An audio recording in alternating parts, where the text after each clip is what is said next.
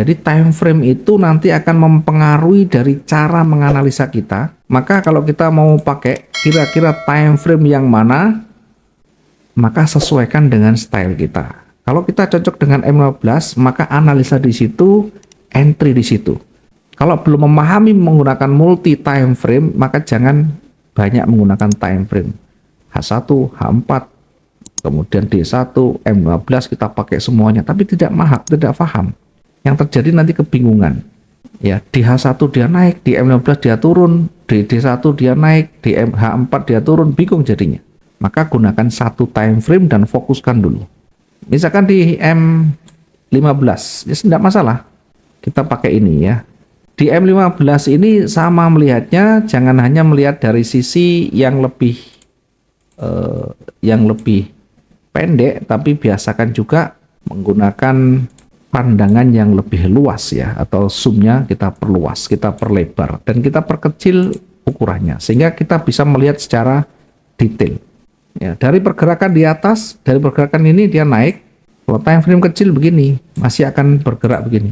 Setelah itu apa? Koreksi namanya, fase koreksi. Ya, jadi kalau sudah kita menemukan kecenderungan naik, ya perhatikan kalau polanya sudah mulai terbentuk, maka tunggu koreksi. Ya, dia akan koreksi begini. Yang terpenting apa? Ini low-nya masih berada di atas, masih menuju ke atas. Low-nya menuju ke atas, maka dia akan cenderung naik. Berikutnya seperti ini, dia akan kembali naik. Nah, sekarang begini. Ini naik, turunnya di sini. Oke. Selama ini masih berada di atas low sebelumnya, maka ini masih menjadi kecenderungan naik. Karena di sini masih lebih rendah. Lebih rendah, ini lebih tinggi, ini lebih tinggi. Jadi akan terbentuk satu pola struktur yang baru. Kapan dia akan kembali ke tren turun? Saat break structure lagi ya. Saat dia mulai menembus levelnya atau low-nya. Seperti ini? Bukan. Seperti ini pun masih belum kuat turunnya karena masih belum menembus swing yang di bawah. Maka untuk memastikan atau valid dari break structure-nya, maka seperti ini.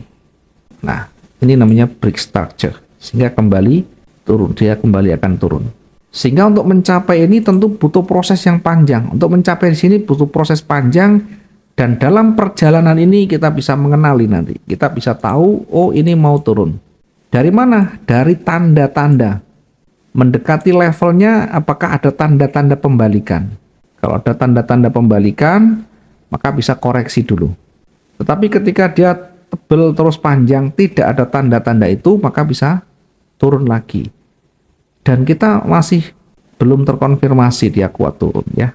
Masih ada level di bawahnya. Yang valid itu break di sini. Sementara pergerakan yang sekarang ini masih berada di sekitaran ini. Masih berada di sekitaran ini. Dan low-nya, perhatikan nanti low-nya. Kemana dia bergerak, kemana dia lebih rendahnya. Mungkin bisa saja nanti dia menguji levelnya di sini. Jadi kalau tiba-tiba dia turun, kita punya misalkan buy, tiba-tiba turun begini, tidak usah panas dingin. Yang penting kita sudah antisipasi. Yang panas dingin itu satu, modalnya kurang, tidak cukup, kegedean lot. Yang jelas lotnya lebih besar, modalnya minim. Kemudian yang ketiga, tidak terlalu banyak memahami ya. Dari sisi teknikal tidak memahami, sehingga ketika ada merah itu panas dingin duluan. Oh, ini ada sumbu yang panjang.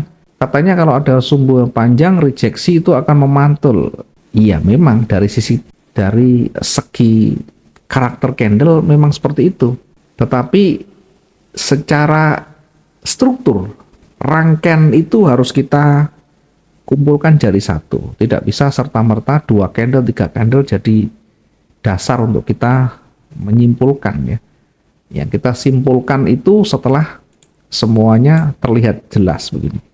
Tidak usah ragu, tidak usah takut, belajar kita dengan mental yang kuat. Nah, mental yang kuat itu satu harus tahu teknikal, harus banyak pengalaman di sana, harus jatuh bangun, naik turun selama belum pernah jatuh bangun, belum pernah merasakan sakitnya MC mungkin, maka belum kuat ya. Mentalnya belum teruji dengan kuat. Tidak ada trader yang betul-betul bisa berhasil tanpa dia MC. Pasti merasakan MC di awal. Nah, teman-teman yang mungkin belum pernah merasakan, maka kita selalu mengingatkan. Yang diingatkan tidak mau ya sudah. Hasilnya ya MC dan mereka banyak belajar juga.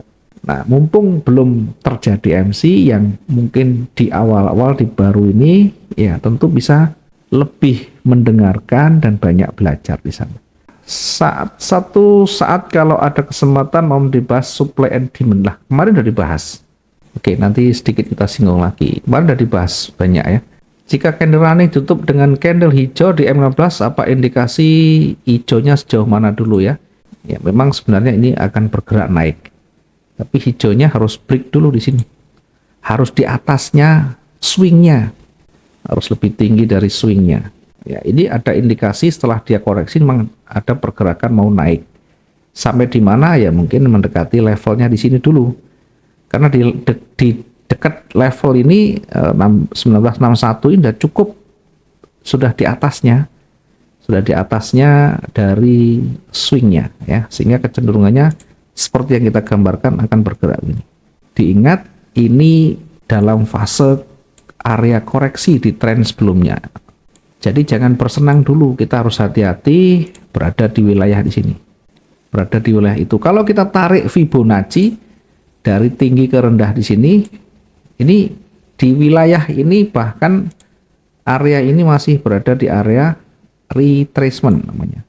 Tetapi tentu kita bisa manfaatkan pergerakan di sana, pergerakan-pergerakan kecil di sana sampai di area ini. Toh target kita tidak sampai jauh-jauh ya, sekitar 400-500 sudah cukup. Tidak usah terlalu muluk-muluk. Oke, kita coba untuk evaluasi ya. Evaluasi dari yang kemarin, pagi tadi dulu ya. Pagi tadi kita satu posisi sebenarnya tersentuh ya. Satu posisi tersentuh dan bahkan langsung target. Mendekati target ya, belum ya. Koreksi, sempat koreksi, kemudian naik lagi ya.